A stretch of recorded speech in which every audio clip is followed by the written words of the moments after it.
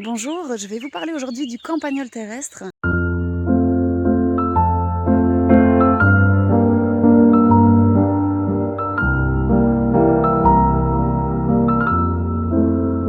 Sa présence peut être problématique dans nos jardins fruitiers et dans nos vergers. Ce petit rongeur, qui vit dans des galeries souterraines, se nourrit de racines de graminées, mais aussi des racines de nos arbres fruitiers.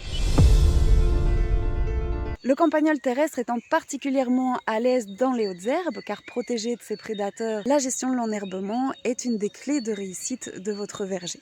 Donc on conseille de faire pâturer par des ovins ou des bovins idéalement avec des protections adéquates, ou encore par une gestion mécanique. Si vous souhaitez planter un arbre fruitier dans un terrain où il y a présence de campagnol, eh bien vous pouvez protéger le système racinaire en l'enveloppant d'un treillis pour poussins avec des mailles hexagonales de 13 mm, tout en sachant que le fer s'oxyde et donc il a une durée de vie de 2-3 ans.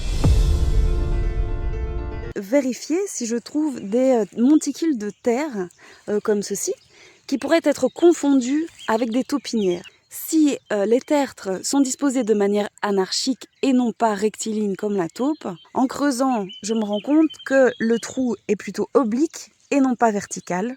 Nous sommes bien en présence du campagnol terrestre. On peut aussi se faire aider par nos animaux de compagnie. Merci pour ton aide. On va analyser son état sanitaire général. Si par exemple un arbre fait des très petites pousses, donc il manque de vigueur, si il est en train de faire une descente de cime, s'il diminue sa voilure, si on a l'impression qu'il est en manque d'apport hydrique alors que nous ne sommes pas en pleine sécheresse, si un arbre se penche, qu'il est en train de perdre son équilibre, si en secouant légèrement le tronc, on a l'impression qu'il n'est pas suffisamment ancré, ou dans le pire des cas, parfois des jeunes sujets, on peut les retirer d'un coup sec parce qu'en fait ils n'ont plus de racines, ils ont été comme grignotés par un taille-crayon géant.